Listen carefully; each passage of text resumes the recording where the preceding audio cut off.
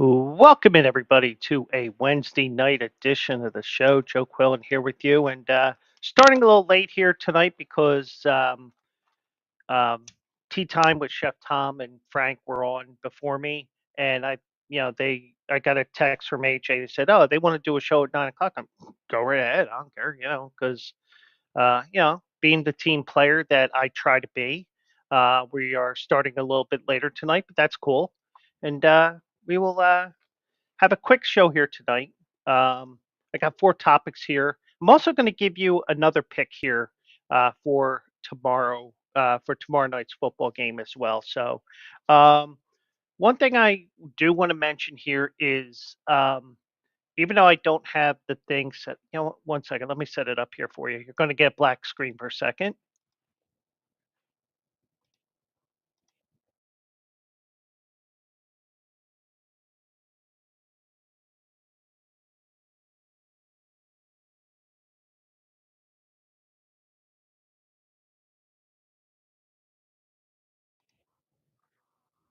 There we go.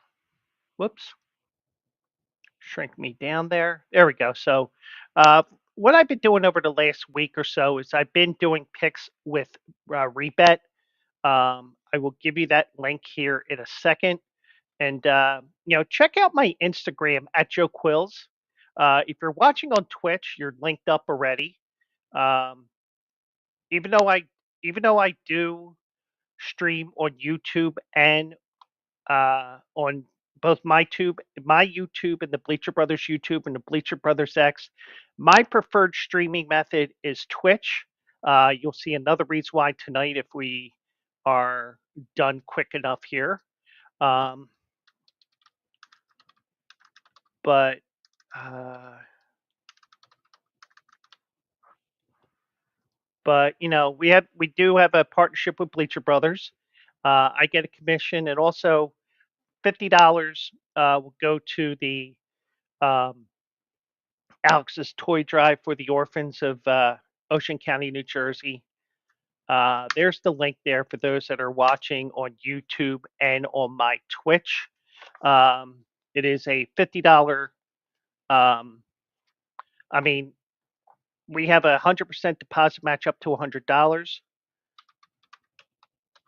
The code is Bleacher in capital letters. So check out that link, and I'm on there. Everybody on Bleach Brother is. We're giving our picks on there. I'm also sharing them on my Instagram, and I gave out yet another winner tonight. So congrats to me because I did give you guys Yale over Stony Brook. Yale was on the road. They were 9.5 point favorites. And I did tell you I did take it up to 10 points because I did not like having a VIG of 18%. It was like at minus 118 when I saw it earlier this afternoon. I was like, no, I don't want that. And you can play around the point spreads. You can move them one way or another. I moved it up a half a point to 10 so I could have a 10% VIG, and boom, winner, winner, chicken dinner. So I've been red hot on Rebet. And even if you follow me on there at Joe Quills, where it's a community-based uh, sports book, come join me. You can see what my picks are. I even picked Holy Family over Malloy College on Saturday morning on there. So I'm even picking Division II basketball winners right now. I mean, I was 6-2 last week on the Philly fade. I even had that winner, which I didn't share with you guys. And then I gave you Delaware, who lost a heartbreaker on Monday night. And then I gave you somebody last night. I don't even remember. That was a winner. And then I gave you Yale tonight. Maybe I need to start my own tout service. Nah, that's when everything goes to shit. And everybody starts suing because that my record goes. So anyway, so we're going to have a quick show here tonight here. Don't want to keep you guys up too late tonight unless, of course, you guys make me talk like crazy here. So I'm going to talk about the Paul Tyson fight only because I found an article last night after the show on Yahoo. And I know what you're saying. You use Yahoo? Well, if you really look at Yahoo, Yahoo, to me, the main page is an aggregator service. So, I can look on there and I'll see something that's interesting and I'll try to print it up like I did. And, I'll give you my thoughts on something, because sometimes you do get lucky and you find an article that you want to talk about, like I did tonight. Um,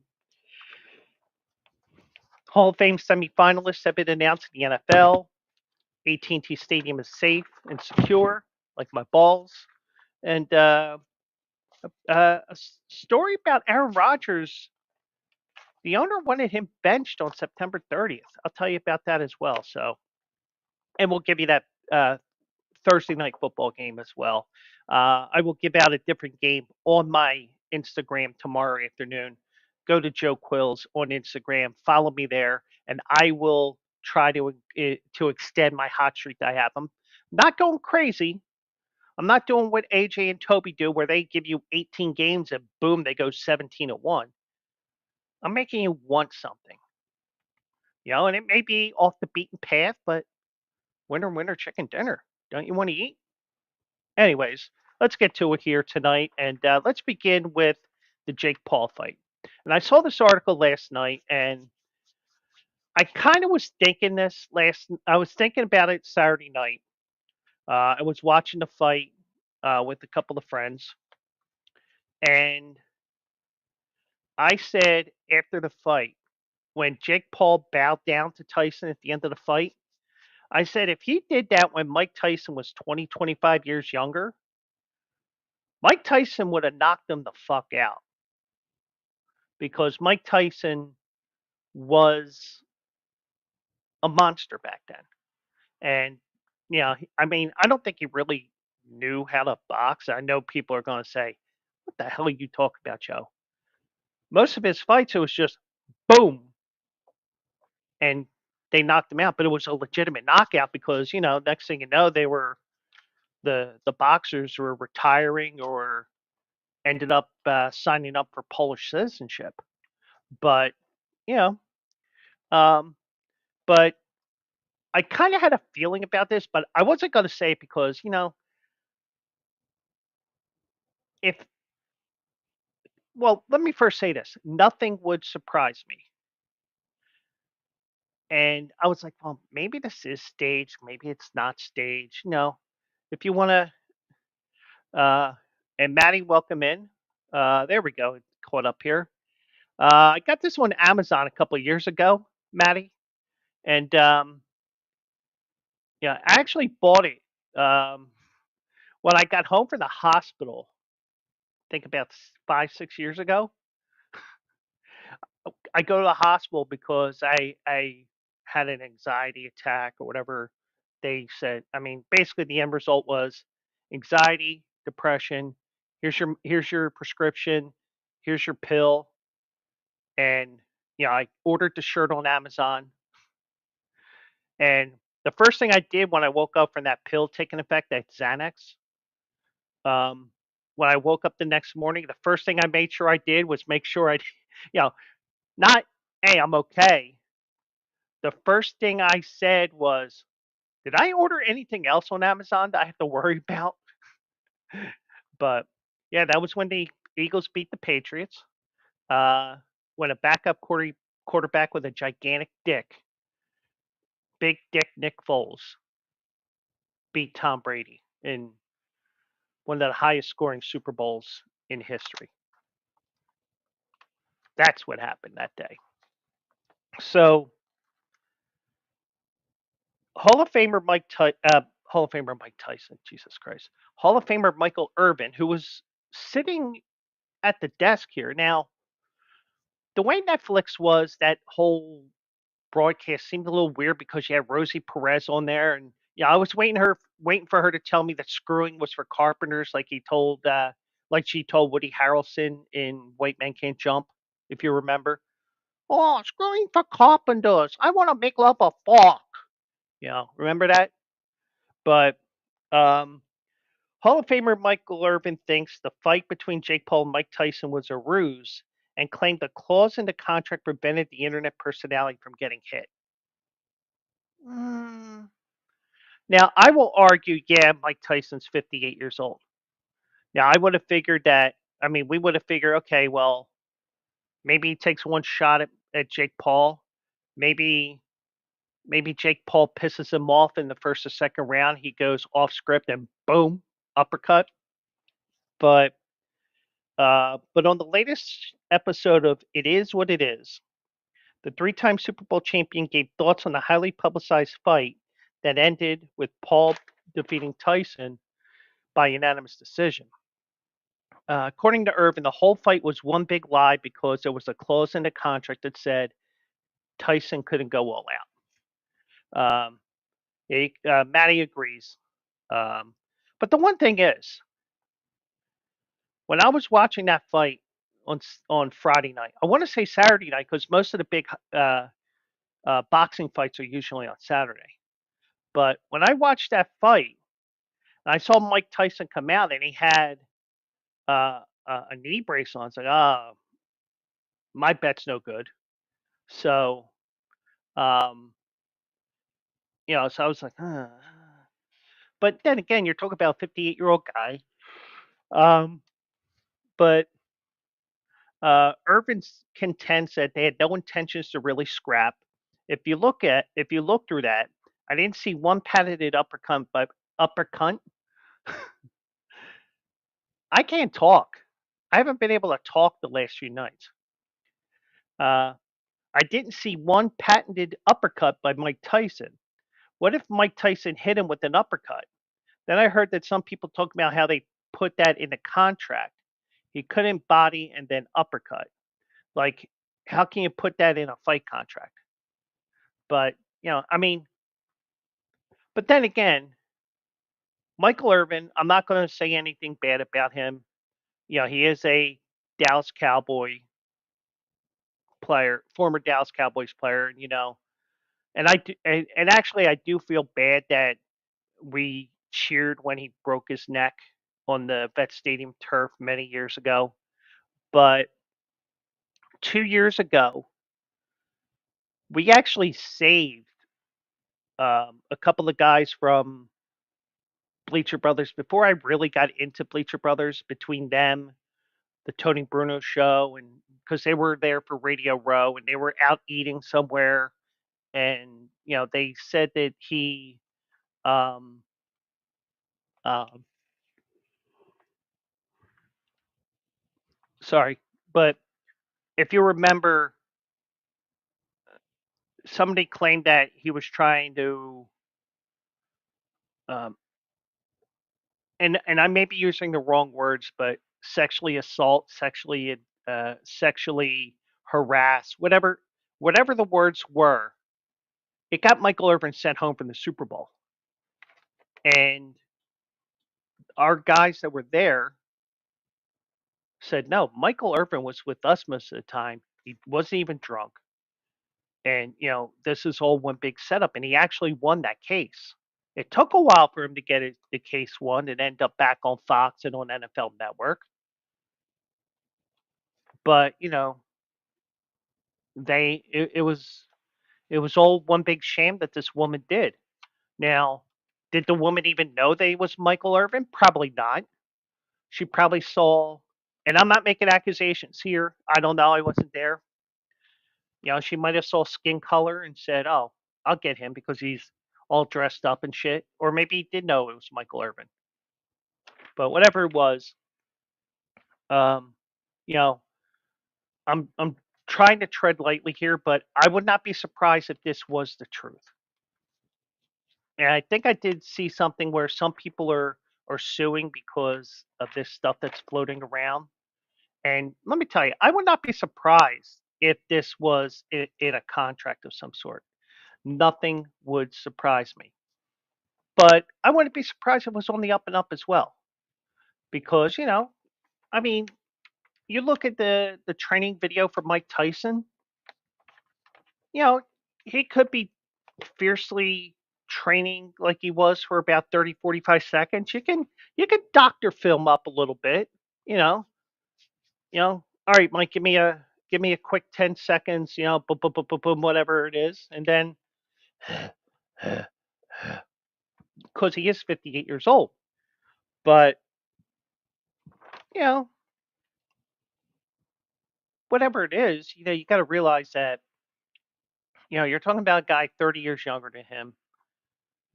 I mean, but I don't necessarily agree. I mean, nothing would surprise me, but um, um, Michael also said you got all these people out there, and he couldn't body him and do the patented uppercut. All that is Mike Tyson and not Mike Tyson anyway. Anyway, and now you're taking away Mike Tyson's best gift, which is that uppercut. Man, that's a big lie to me. That's like making me play a game without running a slant route in the deep end or a deep out. You do what you do best. If they take that away, you're not that dude anymore. And they took that away. I don't know, maybe. But the one thing I will tell you is I wouldn't be surprised if there is something in the contract. I wouldn't be surprised if there's smoke to this if there's fire to the smoke that's coming up here. Um, now I do see here, and if you know who this guy is, feel free to feel free to um, I'm going to do one thing here because I'm going to share this picture here. Okay. So, DJ Who Kid, Who the fuck is that guy? got to say that because I don't know who the fuck he is. Um, he said that he heard something similar regarding the fight contract, you know, but I'm going to see if I can just play this as it is here. Um, um, According to DJ Who Kid, and this is from X, which got superimposed on this article, DJ Who Kid, Jake Paul, and Mike Tyson were allowed to go all out during the boxing match on Netflix due to legal agreements. The revelation sheds light on the behind the scenes rules shaping celebrity boxing.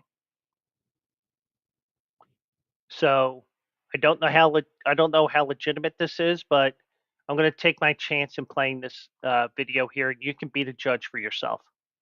Jake Paul came and I talked to him.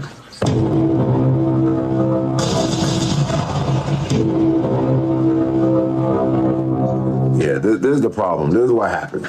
Okay. Legally, they each cannot go at each other hard.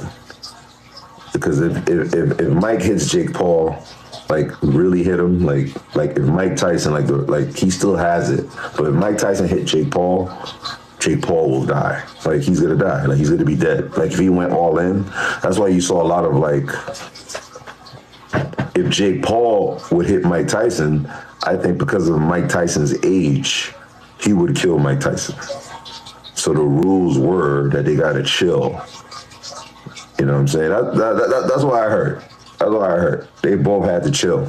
You could tell Mike is responsive. He was almost like, because you could tell when he goes 1-2, but then he stops because he would kill him. It'll be over. Even what I just told y'all. Was it a good fight or was it still trash? You don't even care.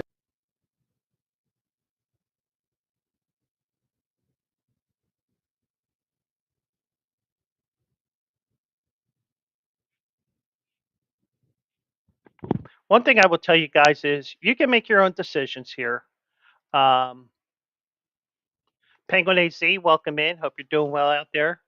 The one thing I will say is, um, you know, and you know, Penguin AZ knows about the whole story with Michael Irvin out in Arizona 2 years ago at the Super Bowl. Um, you know, I think we've grown more fond of Michael Irvin after everything, all the bullshit that happened. He won that because of our guys helping him win, because I wasn't there, but a lot of our guys were there, and they m- they said no, he did not do that, and the whole case went his way eventually, and he got his jobs back and everything. So, but judge what you want from those videos, and who knows, maybe it is true, maybe it's not true, maybe they're just pissed off because they had their money on Mike Tyson. I don't know. I mean, I played Mike Tyson. I'm not you know wanting to uh wanting a refund or anything, but it does seem funny. But boxing can be funny because the fight before, the person that you thought was going to win ended up losing in a controversial decision. But those things happen with boxing, and that's why boxing is such a weird sport. Everybody says it's corrupt and everything, but um now, and another thing that could make you wonder if this stuff is true, I mean, first of all, when I noticed it, Jake Paul bowed down to Tyson, and Tyson didn't take a swing at him. Tyson from 20, 30 years ago would have knocked him the fuck out. Plain and simple. We know that. Even that Mike Tyson that was a shell of his former self in his final professional fights. I mean, I don't even know if we can call this a professional fight. Was it more celebrity boxing, like they were calling it? But Paul revealed in a post-game press conference that he held back from using his full power as he didn't want to hurt Tyson any more than he had already done.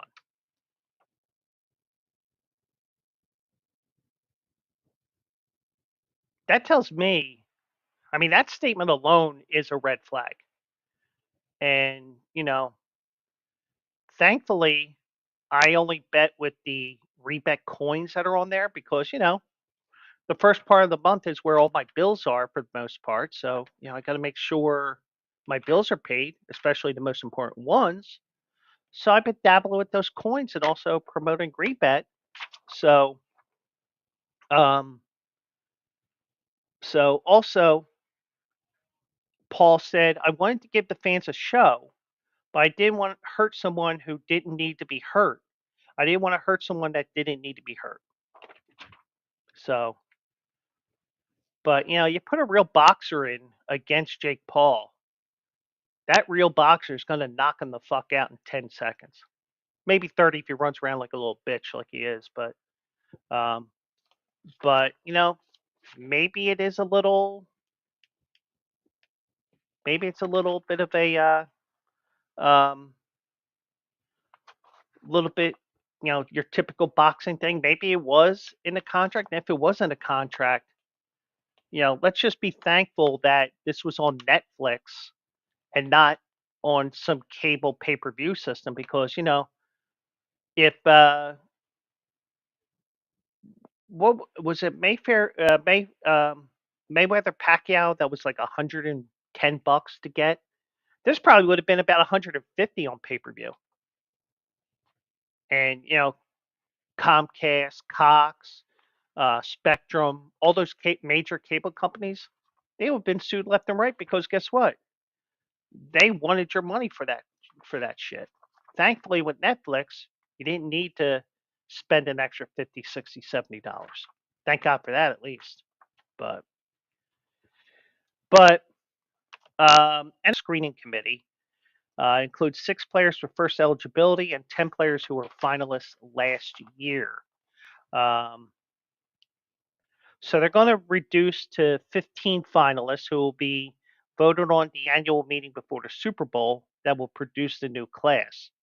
Players must be approved by 80% of the voters to get in, with between 3 and 5 players getting in as modern era candidates. The names that are on there, the first timers first: Eli Manning, Luke Kuechly and Terrell Suggs, Adam Vinatieri, 3-time Pro Bowl safety Earl Thomas, and 2-time All Pro guard Marshall Yanda. Um, Antonio Gates and Jared Allen headlined the group of returning finalists from last year, along with Torrey Holt and Reggie Wayne, offensive lineman Willie Anderson and Jari Evans. I think Jari Evans was a local kid. Well, played high school ball in Philly, I believe. Darren Woodson, Eric Allen, and Rodney Harrison. Eric Allen, a Philadelphia Eagle. Running back Fred Taylor also advanced. Returning semifinalists Anquan Bolden, Steve Smith, and Heinz Ward. Defensive lineman Robert Mathis and Vince Wilfork. Linebacker James Harrison and former Eagle Ricky Waters. Richmond Webb, the former offensive lineman, he retired following the 2002 season. He made it to the semifinal stage for the first time. Steve Wisniewski is a semifinalist for the second time, having reached the stage in 2014. So a couple of guys hadn't been a semifinalist at all after a long wait or had a long wait to get to a semifinal again. But those are the guys there. Manning will look to follow his brother into the Hall of Fame. Now, Jim Plunkett is the only quarterback who's eligible for the Hall of Fame right now.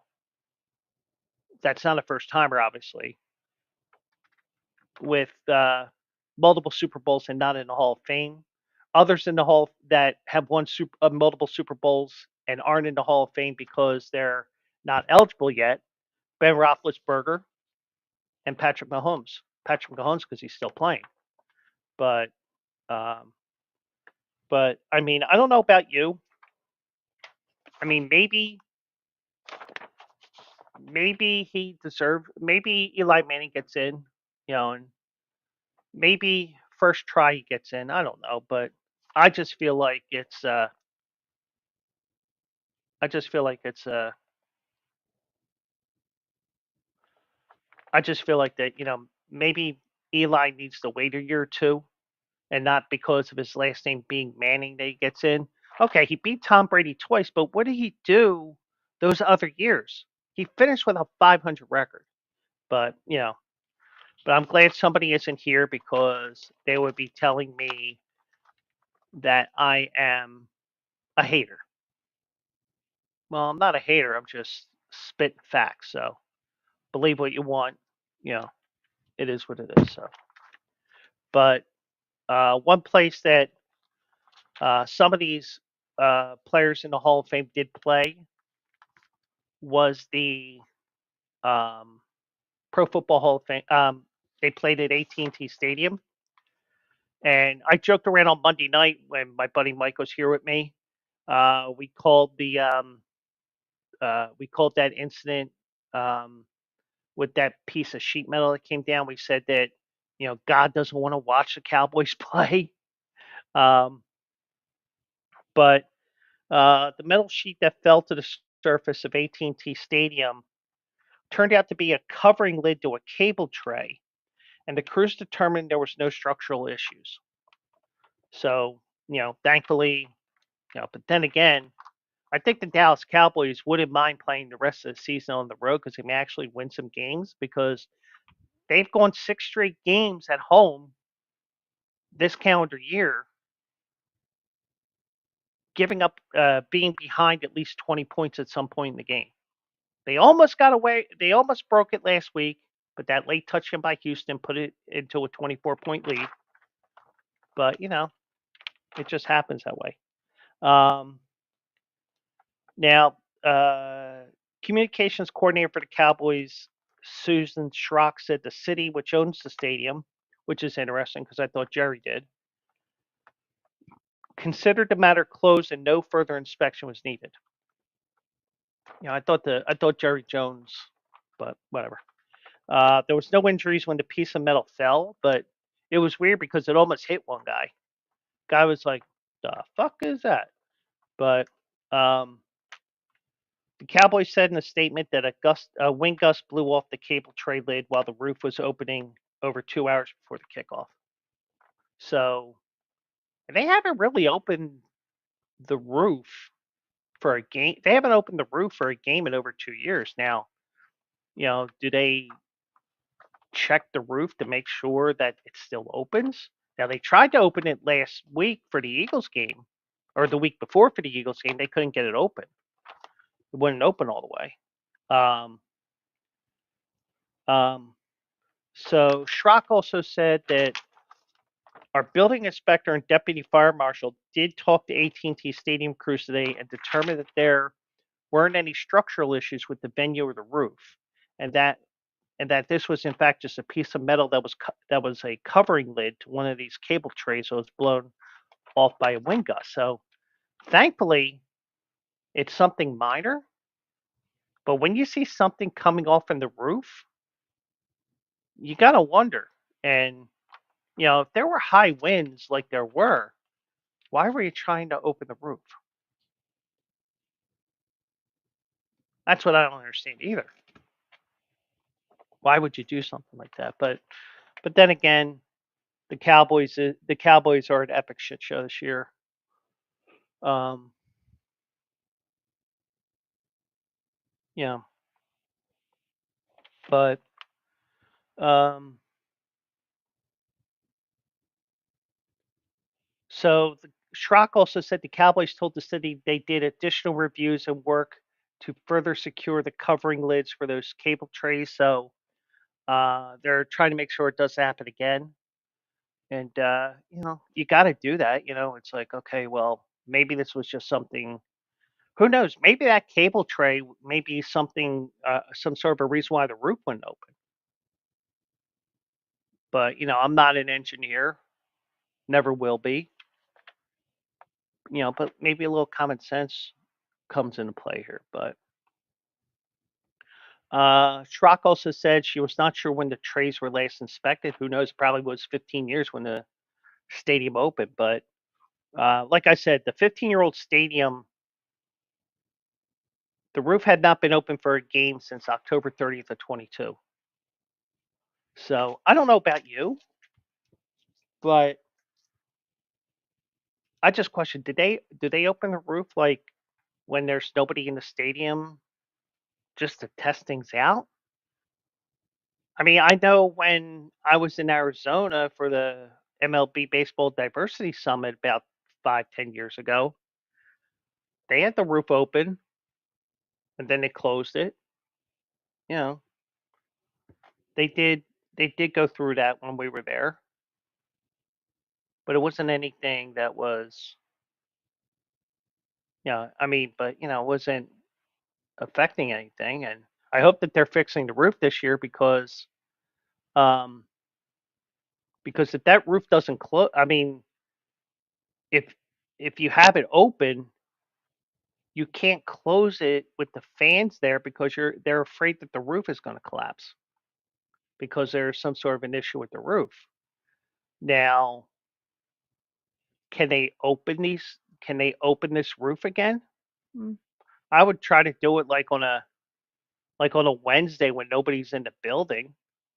I mean, absolutely nobody except for like the engineers and the people that run the stadium behind the scenes. Make sure nobody's on the field. Maybe if you can get a tarp, maybe you can steal the tarp from SMU or another college in the area. Put it down over the field, maybe in case you don't, like if a piece of metal tears up the turf. And yes, I know it is artificial turf, okay? But what I'm saying is artificial turf does rip as well because I was at a high school game a few years ago.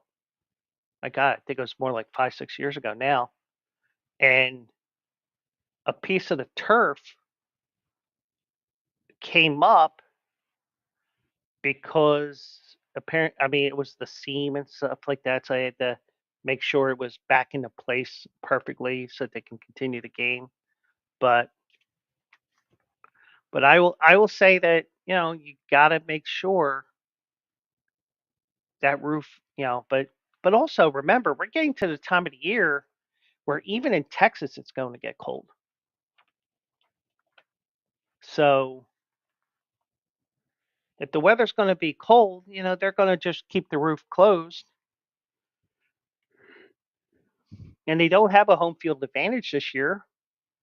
You know, I mean, last year you would have expected the roof open, but they were 8-0 at home. So why not keep the roof closed, keep the noise within the building, all the fair weather Cowboy fans, keep that noise in the building.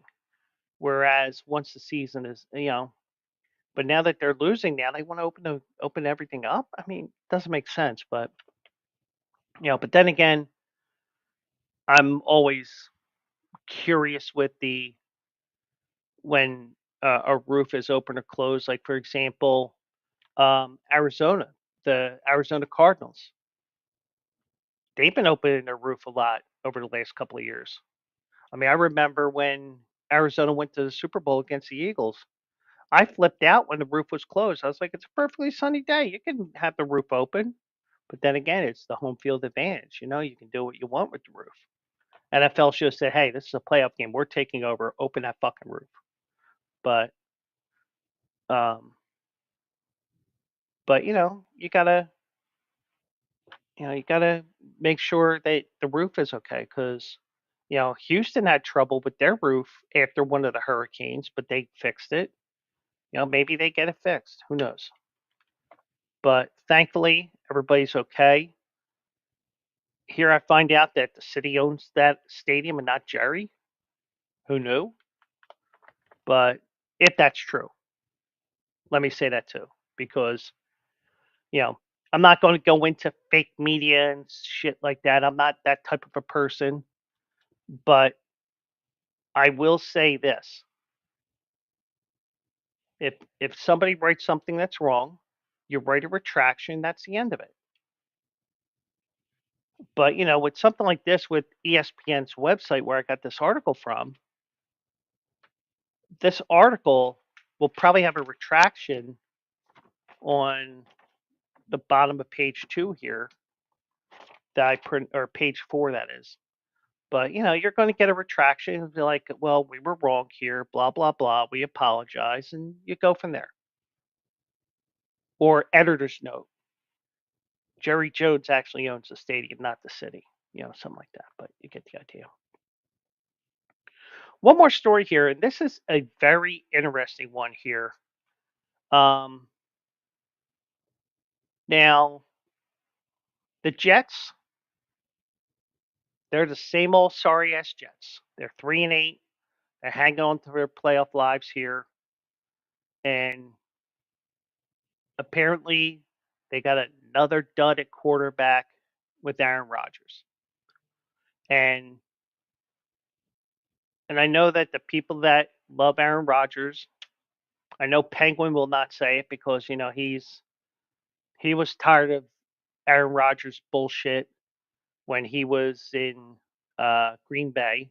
Penguin's a Green Bay fan, which reminds me, I should have worn my ayahuascas for lover shirt, but oh well. But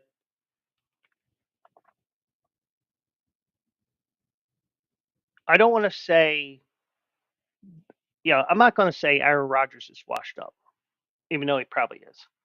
I think that the fact that he had a ruptured Achilles, I feel like it's, I mean, even, I think even Kirk Cousins, he's up and down this year. I mean, Kirk Cousins is up and down usually anyway, but you also have to take into account that Kirk Cousins is not a spring chicken either, and he's coming back from an injury as well. But I think the expectations for the Falcons were high in Atlanta within the division when you compare the other teams in the division. But Jets fans were thinking playoffs, they were thinking division, some of them were even thinking Super Bowl. I was like, hey, playoffs maybe, because I think I had them 9-8, if I remember correctly. I don't even know if I still have that spreadsheet around because I know I didn't save it on my computer. Um, you do have,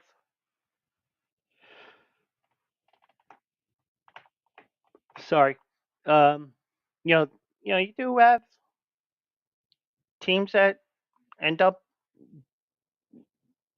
not doing anything. You expect them to do things, and they're major disappointments. And the Jets are that this year.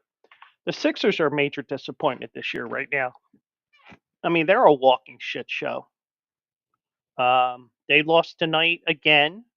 They lost to Memphis 117-111 from what I see. And, it's that it's just something that happens.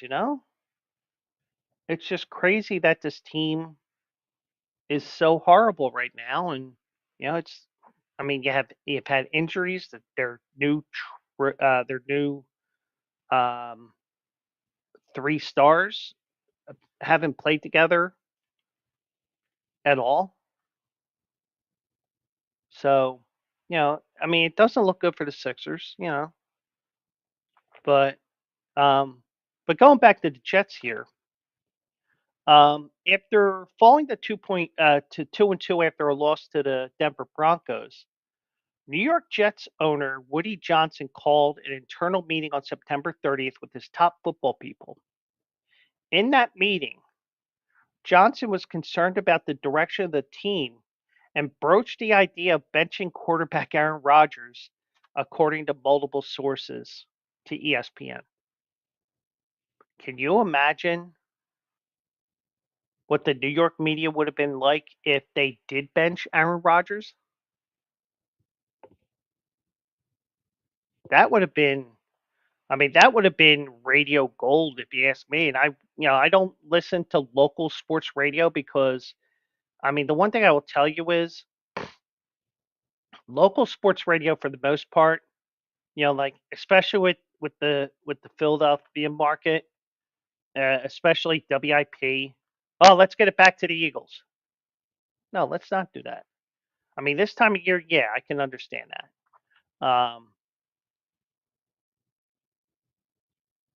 Okay, so I just wanted to check one thing here because I was going to make a comment about when Robert Sala tried to hug Aaron Rodgers and he said, "Get away from me."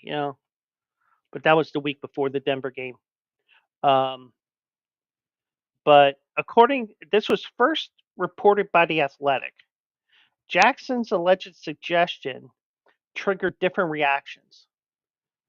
One source who attended the meeting indicated that this was said in jest in a provocative nature, while others in the meeting interpreted it differently. Um, Now, me personally, I would say, well, don't you want to give him a couple more weeks? I mean, he's 2-2, and he's had all kinds of other injuries that go along with it. But don't you want to give him a chance here?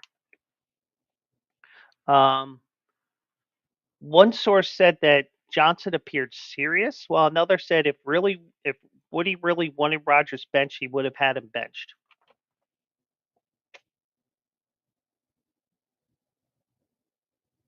Now, is he trying to be the AFC's version of Jerry Jones? Except that he's not the general manager, CEO, all these crazy ass titles. But now Rodgers, as we all know, survived that threat. It's unclear if he knew about this meeting that occurred on after that game on the 30th of September. But two people in the meeting are no longer with the team because Robert Saleh was fired, and yesterday Joe Douglas was fired.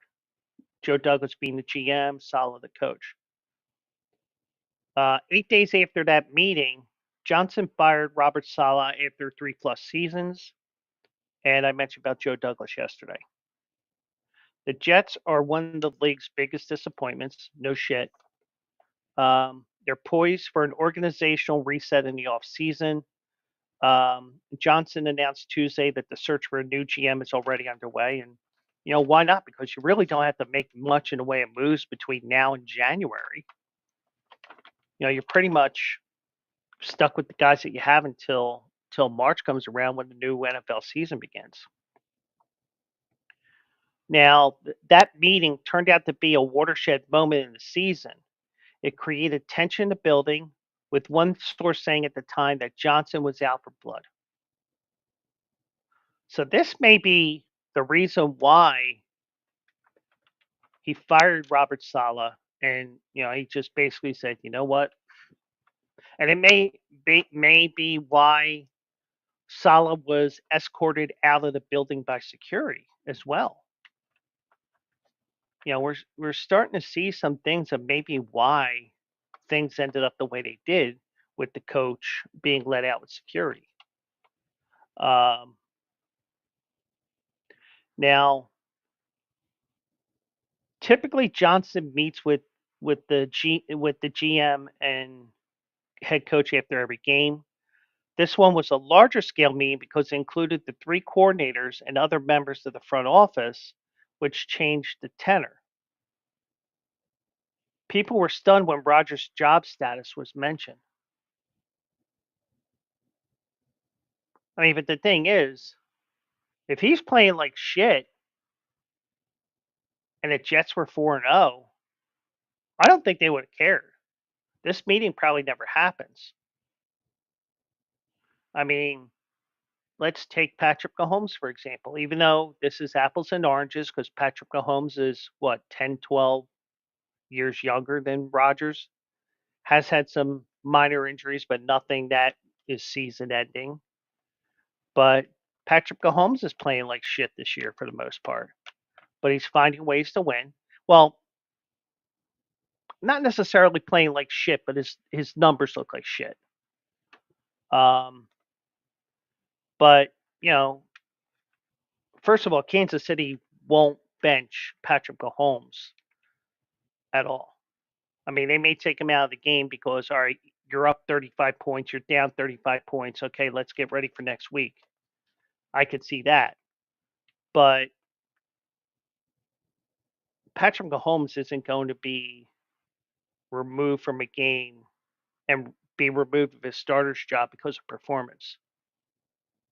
I mean, when he got hurt a couple weeks ago, I joked around. Of course, Carson Wentz was getting his helmet and getting ready just in case. I'm sure Patrick Mahomes took a look and he said, "Oh, fuck no. Our season's fucked if Carson Wentz gets back in the game. Let me get my helmet on." But um,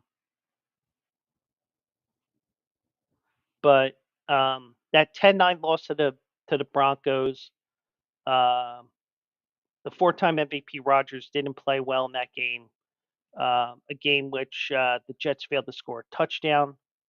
Um, but the idea to replace him with Tyrod Taylor was extreme.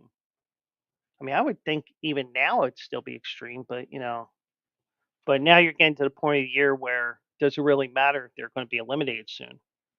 Um, but 2 weeks later, they made a move designed to help Rodgers, acquiring his close friend Devontae Adams from the Raiders.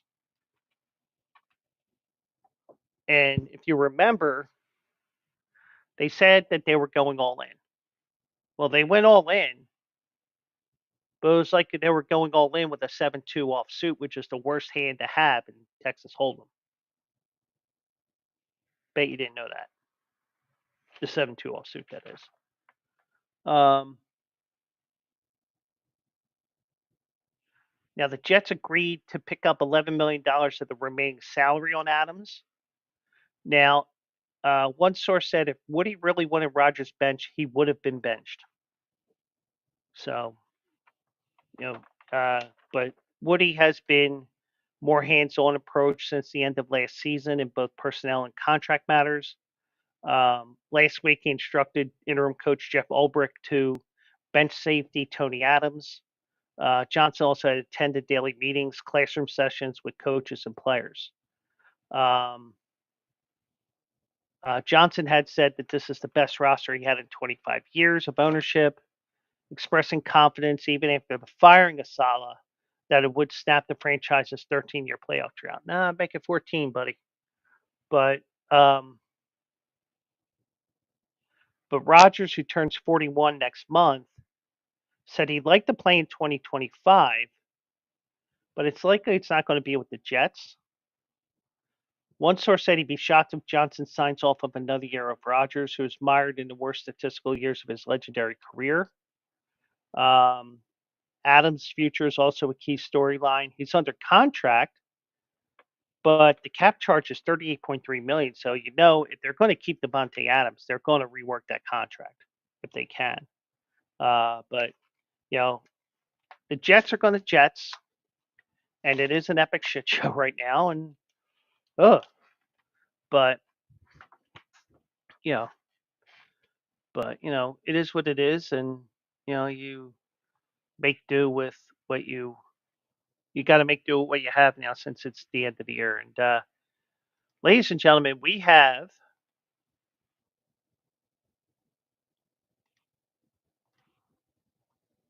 uh,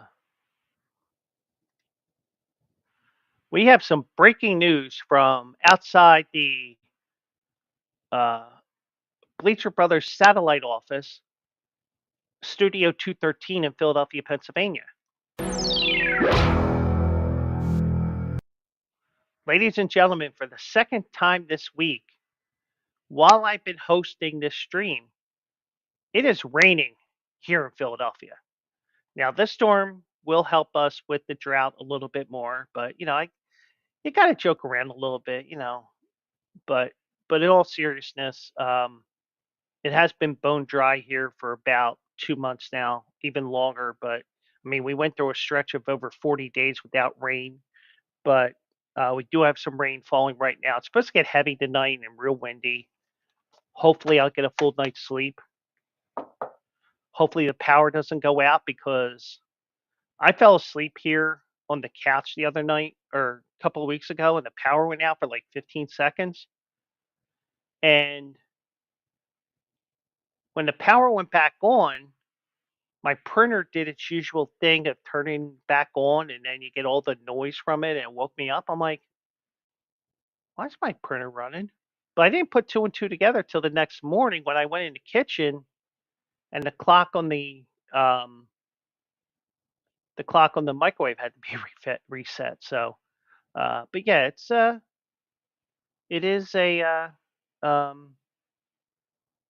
is a it is a strange sight right now to see rain falling here in the city of Philadelphia, but it's much needed rain, and we're supposed to get a lot of it over the next 24 to 48 hours, and may even get to see our first snow.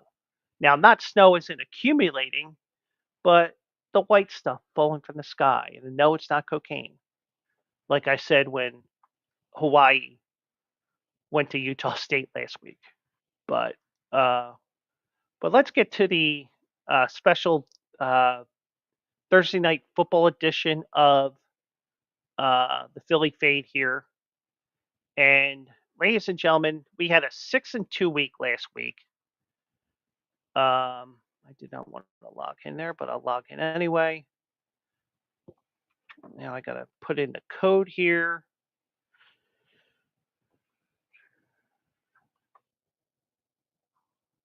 Oops.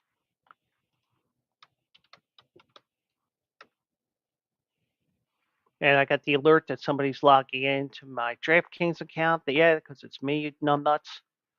That's not what I wanted. Don't switch.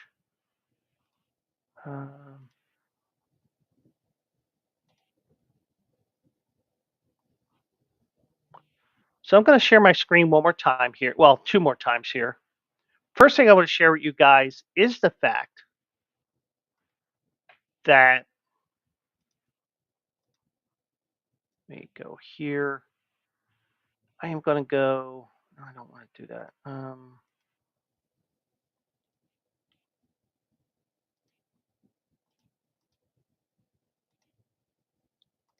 Okay.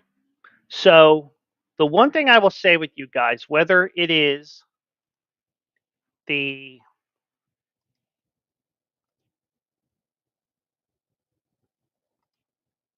I will say this, whether it is the Philly Fade or it's Quills Picks Winners, I keep copious notes. I try to keep it as accurate as possible. Well, my stats are accurate. It's just sometimes I just don't fill in the bracket for a couple of days, and you know, I really didn't feel like updating my Quills Picks winners bracket because I took a tough beat today in the sixth race at Tampa Bay Downs. So it looks like I'm going to be reading Tampa Bay well this year. At least I did today. But here's my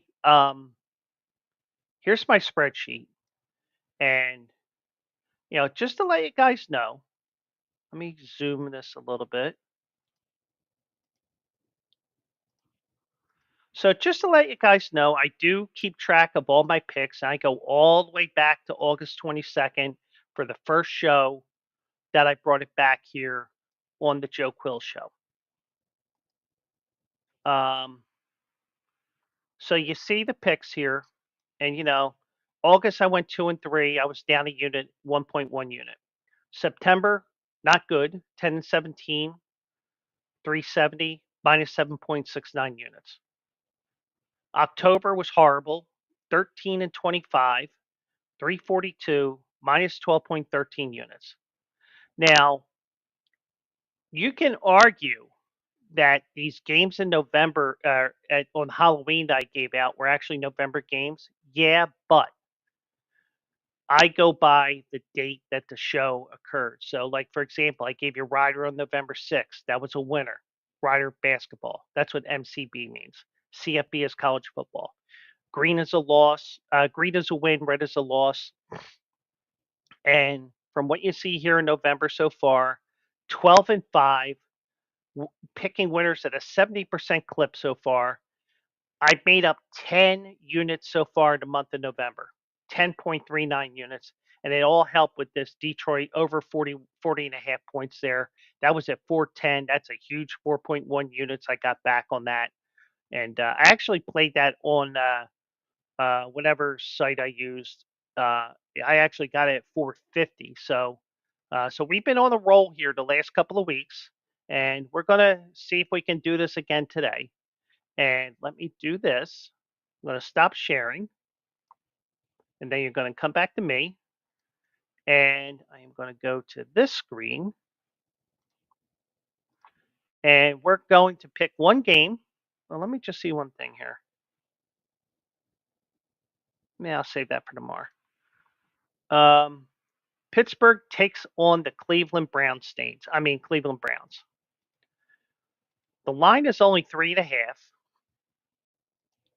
and the over/under is 37. And let me go there and there.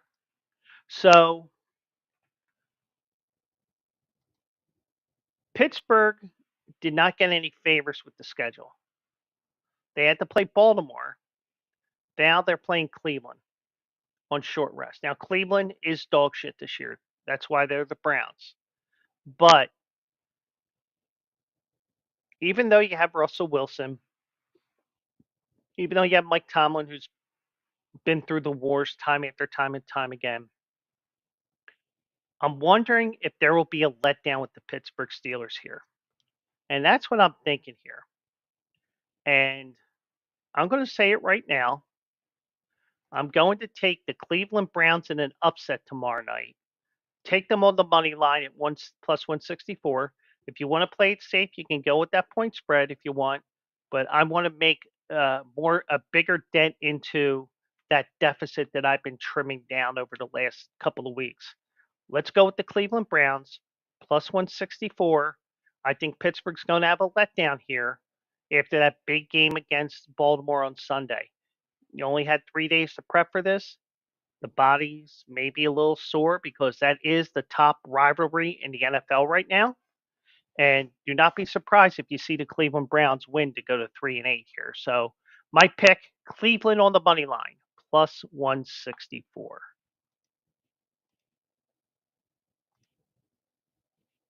Okay, and that is it for this abbreviated Thursday show or Wednesday show. I don't even know what day of the week it is. Jesus Christ. Let me give myself one of those. Well, that's not the sound I wanted because I didn't put it in here. Now I can. But anyway. anyways, do want to thank everybody for joining me tonight. Those that are watching on X, on the Bleacher Brothers X, on Twitch, my Twitch, and also on Bleacher Brothers. Thank you to Penguin AZ, Maddie, anybody who's lurking out there.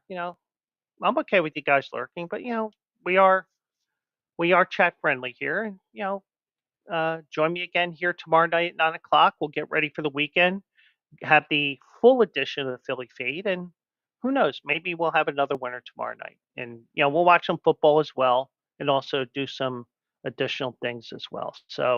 Um, so what I'm going to do is, those that are on Twitch, we're going to rate Action Labs like we always do, and we'll send you to them. Great bunch of guys, and we'll do it live. We'll do it live in about 22 hours. So have a great night, everybody that's watching. Those on Twitch, let's go to Action Lab. So have a great night, everybody, and I will see you tomorrow night at 9 o'clock.